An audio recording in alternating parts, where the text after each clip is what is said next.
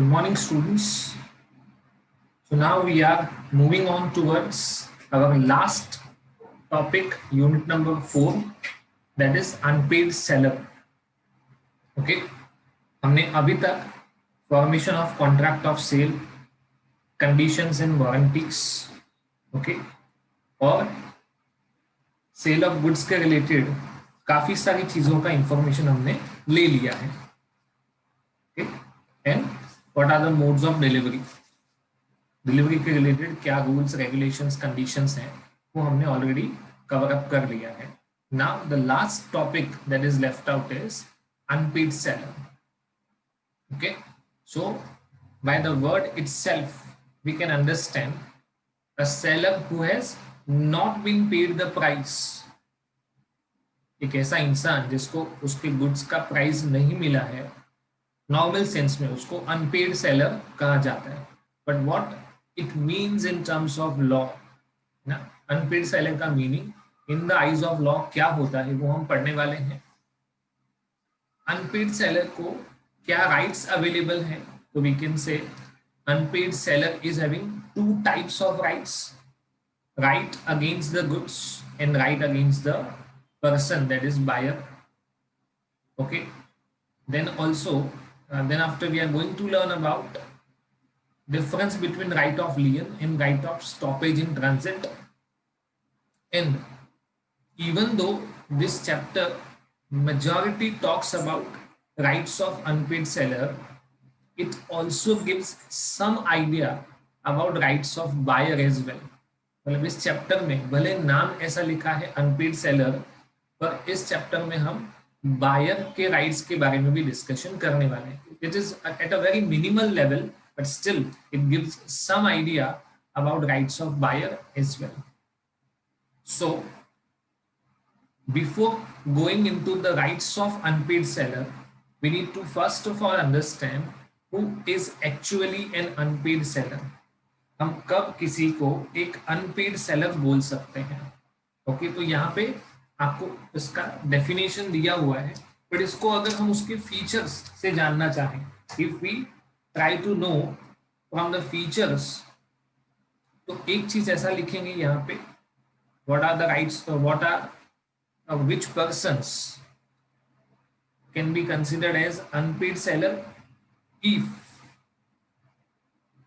whole or part, इसमें ध्यान रखना है, of the price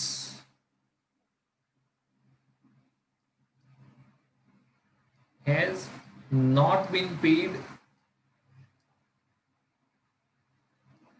or tendered. tendered का मतलब बोलेंगे offered, मतलब बायर ने हमको प्राइस ऑफर भी नहीं किया है, either whole of the money or part of the money. Okay, number 2, if credit period has expired,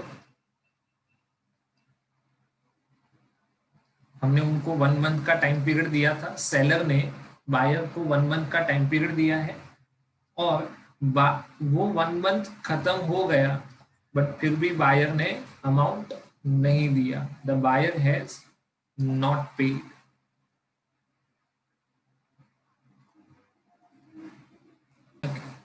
Sorry for the interruption. So number condition 1 is if whole or part of the price has not been paid or tendered, credit period has expired and buyer has not paid the price. If buyer had given a negotiable instrument, जिसको हम basically bill of exchange, promissory note या check. Okay, buyer ने कोई भी bill of exchange, check या promissory note दिया था और वो डिसऑनर हो चुका है, मतलब हम उसका पैसा लेने गए और हमें मिला नहीं. And number 4 is if buyer becomes insolvent.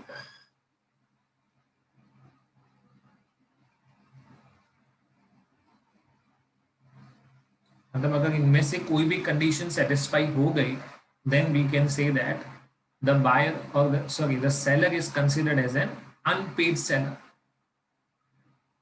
The whole or part of the price is not been paid or tendered, credit period is expired and the buyer is not paid, negotiable instrument is dishonored, and the last is the buyer becomes insolvent. Okay, in all these cases the seller is considered to be an unpaid seller. तो मतलब ऐसा नहीं है कि अगर किसी ने 50,000 रुपए का गुड्स बेचा है ना, उसको 49,500 मिल चुका है, उसने 500 रुपए का डिस्काउंट नहीं दिया है, सेलर ने बायर को 500 रुपए का डिस्काउंट नहीं दिया है, तो बायर ने सिर्फ 49,500 पे किया, 500 remains unpaid. So even if a small portion of amount remains unpaid, the seller is considered as an unpaid seller. इसमें amount से कोई मतलब नहीं है. There must be some amount pending from the buyer's side. Buyer ने कुछ amount pay नहीं किया है, then the seller is considered to be an unpaid seller. Okay, दूसरी एक बात आपको ध्यान में ये रखनी है कि जब तक क्रेडिट पीरियड एक्सपायर ना हो, मतलब मैंने किसी को 30 डेज का टाइम पीरियड दिया है, तो जब तक ये पीरियड एक्सपायर ना हो तब तक सेलर अनपेड सेलर नहीं बनेगा, वो सिर्फ सेलर ही रहेगा. That person will not be considered as an unpaid seller.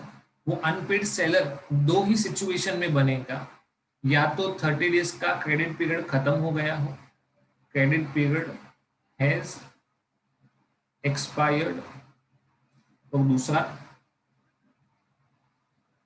During credit period the buyer has become insolvent. क्या लिखेंगे? During credit period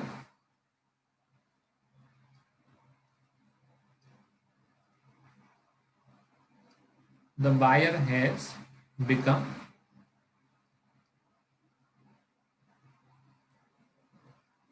insolvent. अगर ऐसा सिनेरियो है तो in the scenario the seller is considered to be an unpaid seller. Credit period जब तक खत्म नहीं होता है तब तक नॉर्मली हम सेलर को अनपेड सेलर नहीं बोल सकते.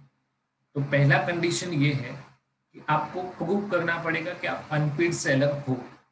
Once it is proved then you are given certain rights. तो ये राइट्स का आपको यहाँ पे चार्ट के फॉर्म में दिया हुआ है. Certain rights available against goods, certain rights are available against the buyer. Okay, against goods को वापस दो कैटेगरी में डिवाइड किया हुआ है. One is property in the goods has passed to the buyer, that is ownership buyer के पास चला गया तो सेलर के पास क्या राइट्स है, और ओनरशिप अगर बायर के पास नहीं गया है तो गुड्स के रिलेशन में सेलर के पास क्या राइट्स अवेलेबल हैं, जिसका यहाँ पे ब्रीफ में है ना. तो 3 राइट रिपीट हो रहे हैं, यहाँ पे देख सकते हो आप. ओके, सिर्फ एक नया राइट है, withholding delivery. Property in the goods has not passed, ownership अगर गुड्स का पास नहीं, यहाँ पे बात ओनरशिप की हुई है, यहाँ पे बात पोजेशन की नहीं हुई. You have to be very clear. हम राइट्स को दो हिस्सों में डिवाइड करेंगे based on the ownership transferred or not transferred. Ownership seller to buyer गया या नहीं गया उसके बेसिस पे हम डिवाइड करें. We are not discussing on the basis of possession, आगे आएगा. Okay, so let's discuss the first right, है ना. हम यहाँ पे अनपेड सेलर ऑलरेडी डिस्कस कर चुके हैं, किसको अनपेड सेलर कहा जाता है. ओके, यहाँ पे आपको 2 पार्ट में लिखा हुआ है, मैंने उसको 4 हिस्सों में डिवाइड कर दिया है. The whole of the price has not been paid or tendered. Seller had an immediate right of action. Seller had an immediate right of action कब होगा? When credit period has expired.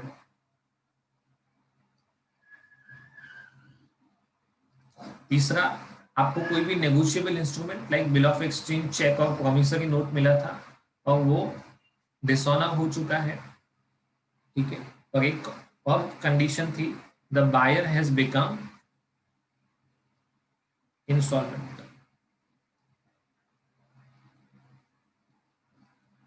In all these given cases, it is considered that the seller is considered as an unpaid seller. इसमें सबसे पहला अधिकार है right of लियन. ये हम पढ़ रहे हैं right of see unpaid sellers right, तो उसमें कौन सा लिखा हुआ है?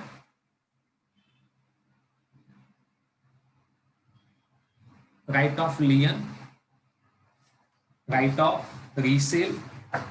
Okay, these are the rights which are given to an unpaid seller, or right of stoppage in transit. तो उसको पढ़ते हैं, है ना? We'll analyze the same into detail.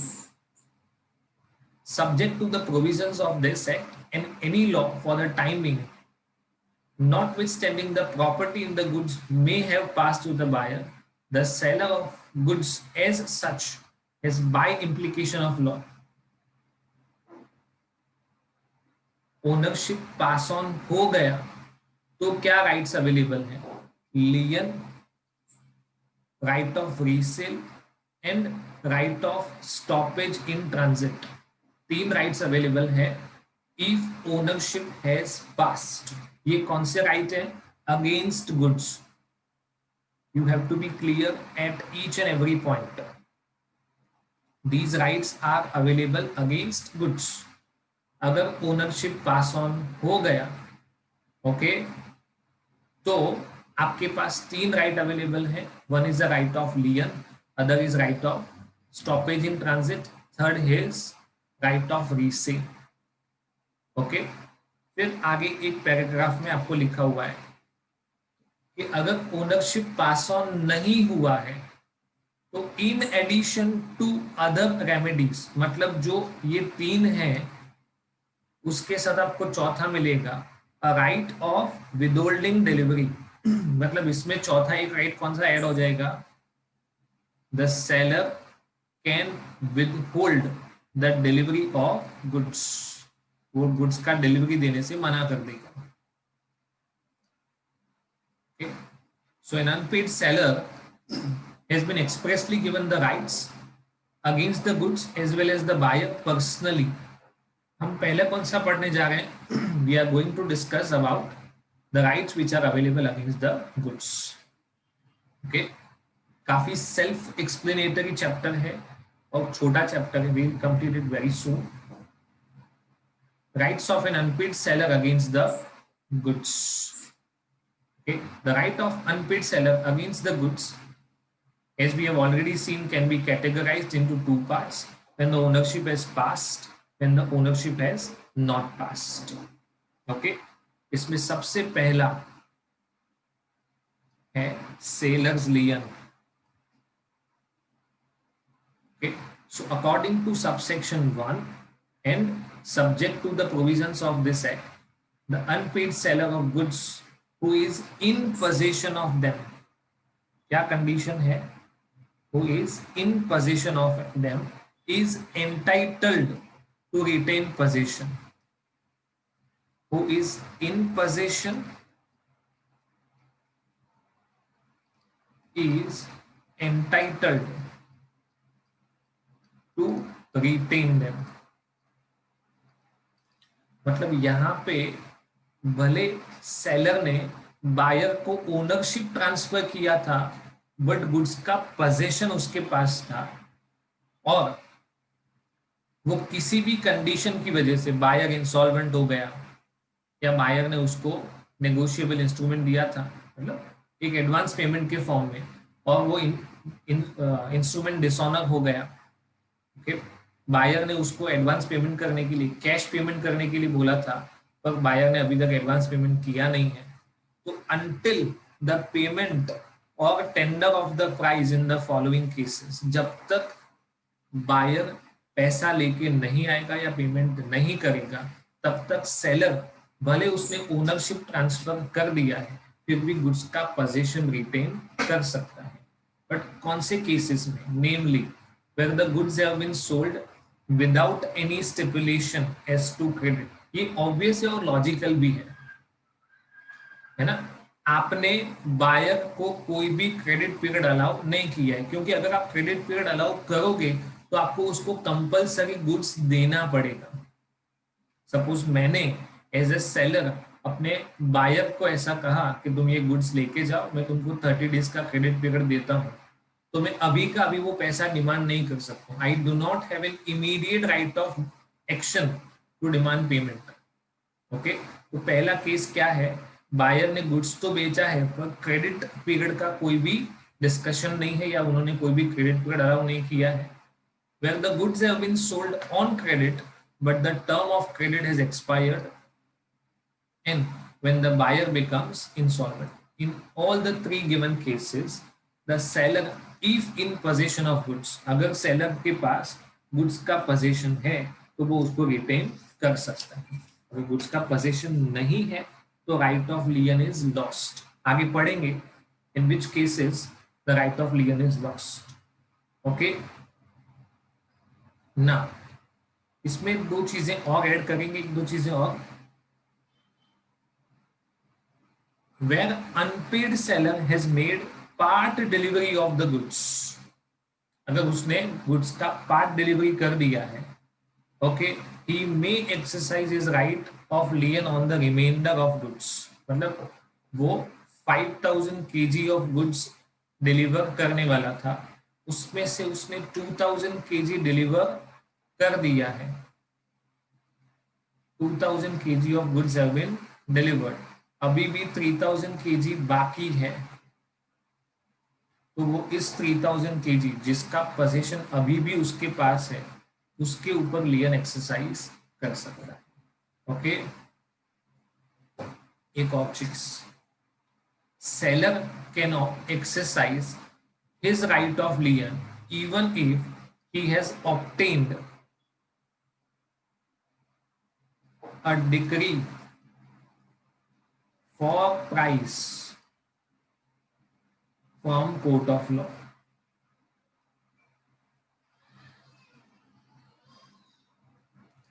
इसका क्या मतलब है कि बायर ने पैसा पे नहीं किया, सेलर ने उसके ऊपर केस किया, कोर्ट में ये ऑर्डर आया, decree means order of court, court में से ये ऑर्डर पास हुआ कि बायर को सेलर को इतना पैसा दे देना है। कोर्ट ने बोला है मतलब पेमेंट करना पड़ेगा, there is no other solution available, but फिर भी सेलर ये डिमांड करता है कि जब तक मुझे एक्चुअल में मेरा पेमेंट नहीं मिलेगा तब तक मैं गुड्स पे अपना लियन एक्सरसाइज करूंगा, तो वो कंप्लीटली वैलिड है। मतलब इन 3 पॉइंट के अलावा चौथा पॉइंट पार्ट डिलीवरी का है और पांचवा point decree from court of law का है। ओके, अगर सेलर ने गुड्स का पार्ट डिलीवरी कर दिया है और बायर पैसा देने के लिए मना बोलता है तो सेलर बाकी के गुड्स पे अपना लियन एक्सरसाइज कर सकता है। लियन कब एक्सरसाइज कर सकते हैं, you have to be very clear. Okay, आपके पास गुड्स का पोजीशन होना चाहिए।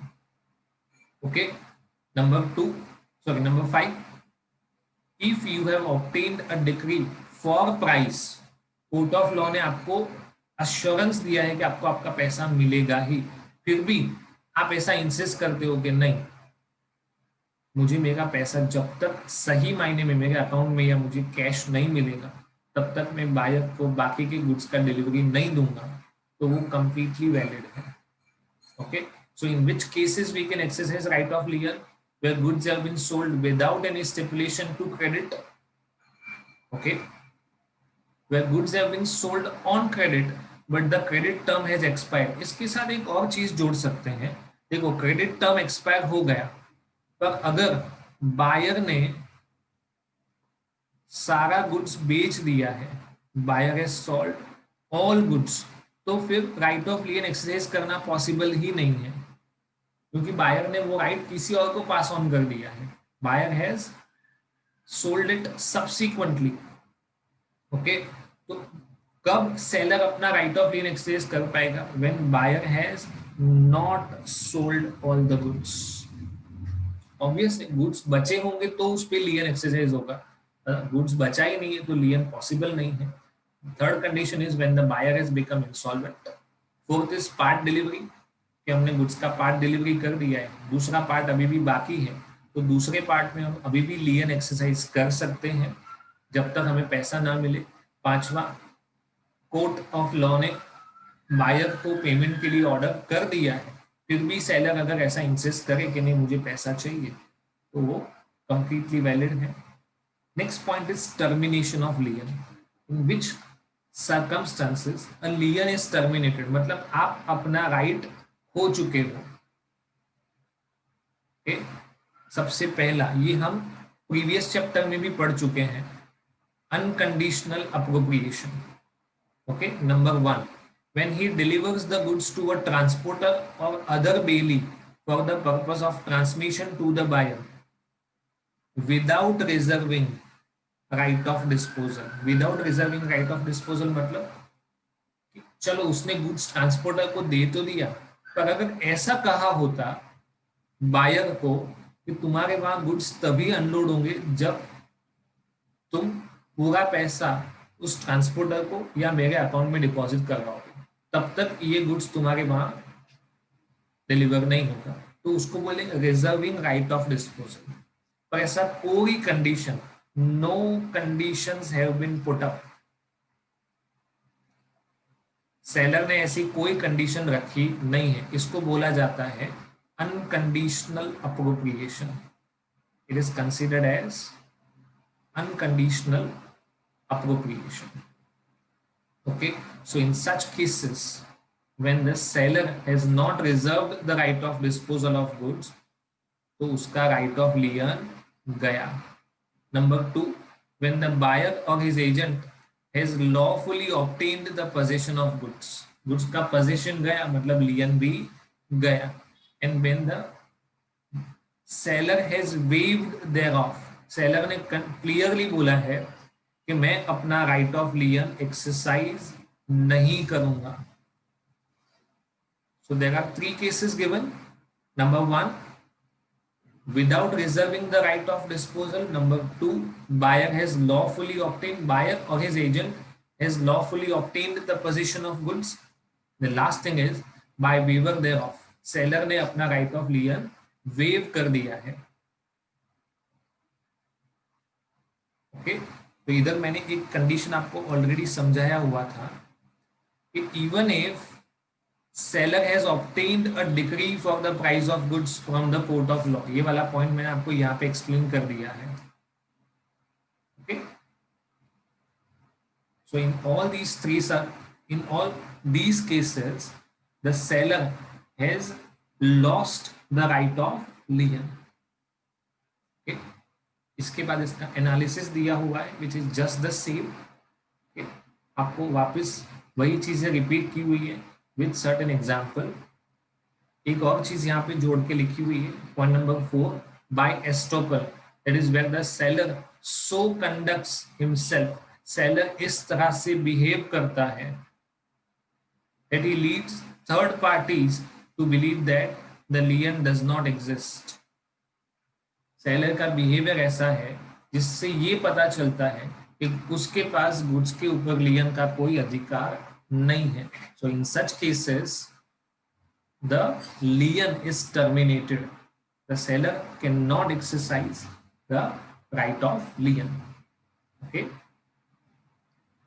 Example, A sold a car to B for ₹1 lakh, delivered the same to the railways for the purpose of transmission.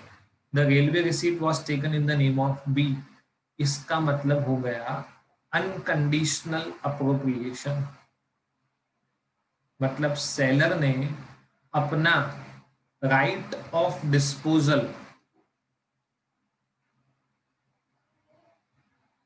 को रिजर्व नहीं किया है। The seller has not reserved the right of disposal of goods. तो railways अगर B को इसका delivery दे देता है मतलब बी का राइट ऑफ ए का राइट ऑफ लियन गया। इवन इफ ना there are some issues related to payment, but दूसरे रेमेडीज अवेलेबल है, राइट ऑफ लियन अवेलेबल नहीं है। Okay, number 2, right of stoppage in transit. दूसरा राइट जो सेलर के पास अवेलेबल है वो क्या है? Right of stoppage in transit. पढ़ते हैं, यहां पे कंडीशन क्या लिखा हुआ है? So when the buyer of the goods becomes insolvent, the unpaid seller who has parted with the goods ना, यहां से ट्रक निकल चुका है गुड्स लेके। ओके, तो अगर गुड्स आपके पास थे तो राइट ऑफ लियन एक्सरसाइज हो सकता था। ओके, गुड्स आपके पास से निकल गए हैं, ये ट्रक आपके वहां से गुड्स लेके निकल गया है। ओके, तो आप क्या कर सकते हो, right of stoppage in transit, उसको बीच रास्ते में ही रोक के कुछ ऑर्डर या इंस्ट्रक्शन दे सकते हो। Let's see how it is done. So, when the buyer of the goods has become insolvent, the unpaid seller who has parted with the possession of goods has the right of stopping them in transit. That is to say, he may resume possession of goods as long as they are in the course of, मतलब जब तक ये transit में है और ये goods buyer के वहां डिलीवर नहीं हुआ है, it is not reached to the buyers destination, तो आप बीच में कहीं पे भी इसको स्टॉप कर सकते हैं। You have a right of stoppage in transit and may retain until paid or tendered price of the goods. इसको कब तक रिटेन कर सकता है, जब तक इसका प्राइस न मिले या उसके प्राइस के लिए बायर ऑफर ना करे, तब तक वो उसको रिटेन कर सकता है। ओके, चलो अब इसके बारे में डिटेल में पढ़ते हैं। Goods are deemed to be in the course of transit from the time when they are delivered to a carrier or other bailey for the purpose of transmission until the buyer or his agent takes delivery of them from such carrier or other bailey। मतलब जब तक seller ने अपने वहां से goods transport agency को भेजा, फिर ट्रांसपोर्ट एजेंसी गुड्स लेके बायर के पास जा रहे हैं, जब तक बायर या उसका एजेंट, बायर और हिज एजेंट इसका डिलीवरी नहीं ले लेते हैं, तब तक इसको in the course of transit कहा जाता है। Their goods are said to be in the course of transit. Okay, दूसरा कंडीशन पढ़ते हैं। इफ द बायर और his agent in that behalf obtains the delivery of goods before their arrival at the appointed destination, the transit is at an end। Suppose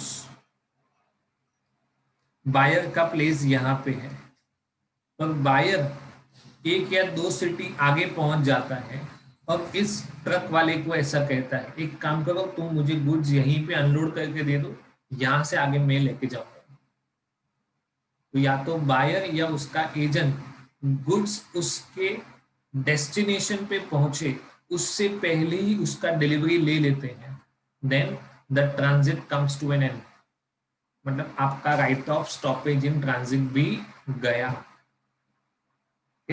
number 3, if after the arrival of the goods at the appointed destination the courier or other bailey acknowledges to the buyer or his agent that he holds the goods on his behalf and continues in possession of them as bailey for the buyer, the transit comes to an end and it is immaterial that a further destination for the goods may have been indicated by the buyer। इसको समझते हैं कि क्या कहना चाहते हैं। Okay, seller ने goods दिया ट्रांसपोर्ट एजेंसी को, मतलब किसी भी पर्सन को बोला कि ये गुड्स लेके तुम वडोदरा टू मुंबई आपको जाना है ना, मुंबई बायर्स प्लेस है।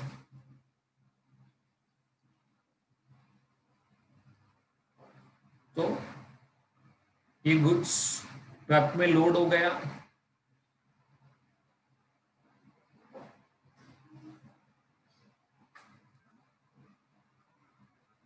the goods are loaded into the truck, और यहां से ट्रक निकला है। ओके, ट्रक पहुंच जाता है मुंबई और अब ये ट्रक वाला ऐसा कहता है, now I acknowledge that I hold goods on behalf of buyer और हिज एजेंट। मतलब अभी तक उसने गुड्स का डिलीवरी दिया नहीं है।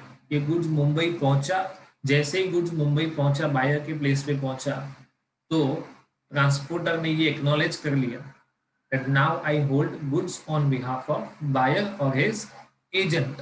ओके, मतलब सेलर का right of stoppage in transit खत्म।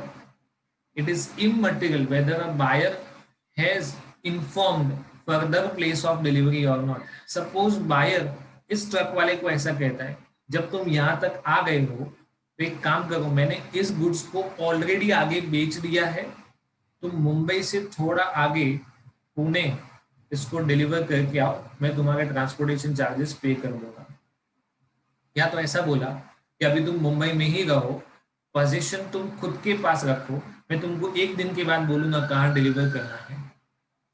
गुड्स का पोजीशन अभी भी ट्रक वाले के पास है, ट्रांसपोर्ट एजेंसी के पास है, पर मेन कंडीशन ये मैटर करता है कि अगर ट्रांसपोर्ट एजेंसी, कैरियर और बेली ऐसा एक्सेप्ट कर ले that now I hold goods on behalf of buyer, मतलब सेलर का right of stoppage in transit गया, क्योंकि ट्रांजिट खत्म हो चुका है। जैसे ही ट्रांसपोर्टर ने ऐसा अग्री कर लिया कि मैंने ये गुड्स बायर के बिहाफ पे होल्ड किए हुए हैं, इसका मतलब ट्रांजिट का पॉइंट खत्म। तो in second and third case the seller loses right of stoppage in transit। 4. If the goods are rejected by the buyer and the bailee continues in possession of them, the transit is not deemed to be at an end, even if the seller has refused to receive them back। मतलब seller ने buyer को goods भेजा, buyer के वहां पे goods पहुंच भी गया, गुड्स हैव अराइव्ड, पर बायर ने गुड्स चेक किया, उसने बोला मुझे नहीं चाहिए गुड्स, तुम वापस लेके जाओ। सेलर बोला मुझे भी नहीं चाहिए, तुम उसको डिलीवर करके। अभी वो ट्रांसपोर्ट वाला फंसा हुआ है, ट्रांसपोर्ट वाले के पास गुड्स का पोजीशन पड़ा हुआ है।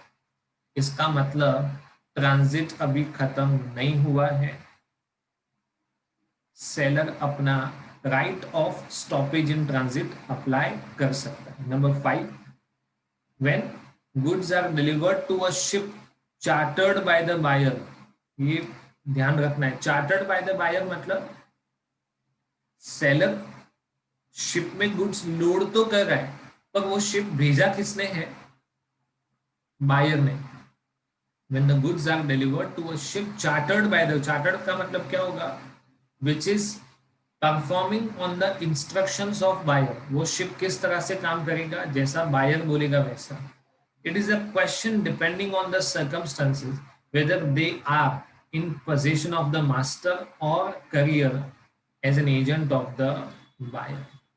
मतलब it is a question depending on the circumstances, हर एक केस टू केस पे डिपेंडेंट रहेगा कि जब ये शिप का जो मास्टर है वो उसको होल्ड करेगा, वो सेलर के बिहाफ पे होल्ड करेगा या बायर के behalf.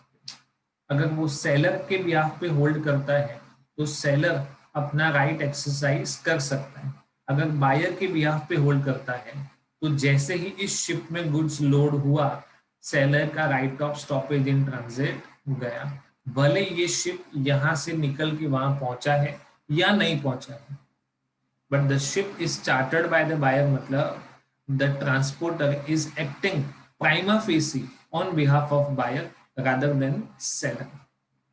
Number 6, where the carrier or other bailee wrongfully refuses to deliver the goods to the buyer। Transporter goods deliver करने से मना कर देता है, the transit is deemed to be an end, मतलब आपका राइट गया। You have lost your right of stoppage in transit। Number 7, where part delivery of the goods has been made to the buyer, the remainder of the goods may be stopped in transit unless such part delivery has been given in such circumstances as to show an agreement to give up possession of the whole. मतलब आपने part of the goods deliver किया है, reminder part बाकी है, तो अभी भी आप अपना right of stoppage in transit exercise कर सकते हैं. द सेलर कैन एक्सरसाइज, तो मतलब ये दूसरा राइट है. Please be very much clear. हमने अनपेड सेलर पढ़ा, उसमें उसके पास दो राइट्स अवेलेबल हैं, right against goods, right against buyer. Right against goods को दो पार्ट में डिवाइड किया हुआ है. Number 1, when the ownership of goods has been transferred. Second is when the ownership of goods have not been transferred. अगर ownership of goods transfer हो चुका है तो तीन तरह के राइट्स अवेलेबल हैं, right of लियन, right of stoppage in transit and right of resale. अगर ओनरशिप पास ऑन नहीं हुआ है तो ये तीन राइट तो मिलेंगे ही मिलेंगे. चौथा राइट है right of with holding the delivery. तो हमने अभी तक दो पॉइंट खत्म किए हैं, the rights which are available against the goods. Okay, अभी भी इसमें कुछ पॉइंट लेफ्ट आउट है which we'll be covering up in the next video.